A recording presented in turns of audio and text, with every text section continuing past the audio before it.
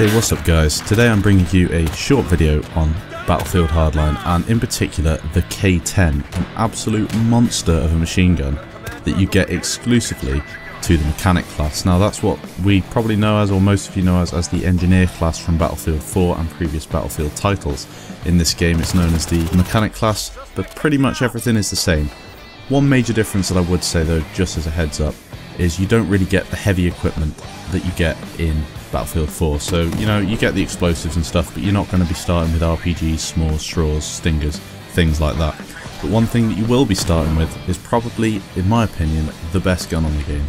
The K10 is an absolute monster. The K10 itself, in reality, is a prototype submachine gun developed in the US and is featured in Hardline exclusively for the law enforcement side, in particular the mechanic class, or as I've said before, the engineer. You can, however, unlock it for the criminals, but I think you need 300 kills to do so, and then you can use it for both sides. But that's something I definitely would recommend doing because it just is so much better than the I think it's the MP5K you have for the criminals and the P90 and all these other guns. It just is so much better. As you can see in the clips in the background, I've only really just got the game, only got it on the 20th and recorded this stuff straight away, so I'm not exactly showing exactly what this gun can do, but you will get a bit of an idea about how powerful this is. Close range, absolutely insane. Longer range, maybe not as good as you'd hope, but still you can take down many enemies in a really short space of time, so I'd definitely check this gun out if you haven't done so already. As you can see in the film in the background, I'm running this K10 with no attachments at all. Now that is not because I haven't unlocked them, it's because I don't want to spend the money that I've got. I've literally bought a couple of guns and I'm saving up so I can get the RPG in the boot of my car and all the other things that I really enjoyed in the beta. I do think though, if you were to attach any other sight on it, you would definitely see an improvement. Probably I wouldn't really go for any longer range sights, but anything that's going to aid you in this close quarter combat or close to medium range combat, I definitely would invest in. It's definitely going to help you in the long term. Having a look at the Synthic stats on the side, you can see the max damage, minimum damage, drop off, fire rates, bullet drop, magazine size, all the rest. You can just pause the video and have a quick look at that if you want, so I'm going to leave it up for a second while I talk about it a little bit. With a max damage of 34, this gun is an absolute monster. 34 damage in a gun that fires at 1200 RPM. That is just absolutely unheard of. This is like the FAMAS in Battlefield 4, but it's so much easier to use. The recoil with this gun is difficult to control, but nowhere near the level of some of the guns that we had in Battlefield 4. You will just find this gun an absolute dream to play with if you haven't already unlocked it.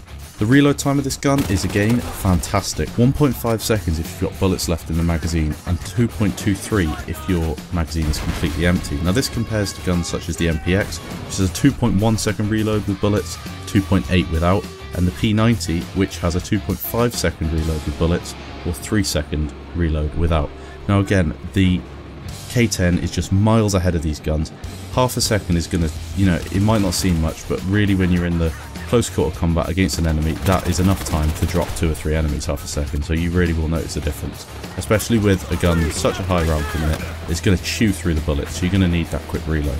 As you can see in the background as well, I'm just going to stick a few of the other weapons in the mechanic class on the right hand side of the screen, and you can see that the K10 just blows them all out of the water in terms of rate of fire, in terms of its damage model. I know a lot of them are the same, but if you've got a higher rate of fire and the same damage model, in some cases these guns have half the amount of rate of fire as the K10, and even some of them have less and less damage model.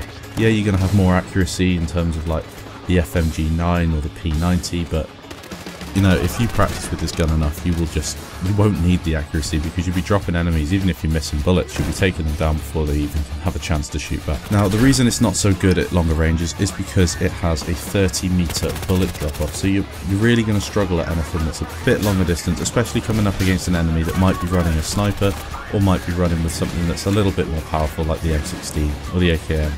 Also, compared to the MPX, you're going to see a 400 rounds per minute boost, because the MPX only has 800 rounds per minute, K10 has 1200. You're going to see a great improvement with the reload, as I said before, and you're also going to see a fantastic increase in the amount of enemies you can take down in really close quarter combat. With 26 bullets in the magazine, you're going to be taking 3 or 4 enemies down in really close quarter engagements without them even getting a shot back at you. Now that is just unbelievable. This gun 100% will be nerfed because it's just so overpowered. Now comparing to the P90 in terms of the max damage model, the K10 has 34 max damage, which is a 3-shot kill, compared to the P90, which only has 25, which is a 4-shot kill.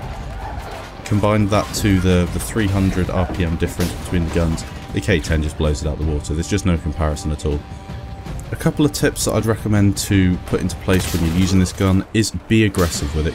Put yourself in situations where you're going to be 1-on-1 or 1-on-2 with enemies, because you will find yourself taking them down.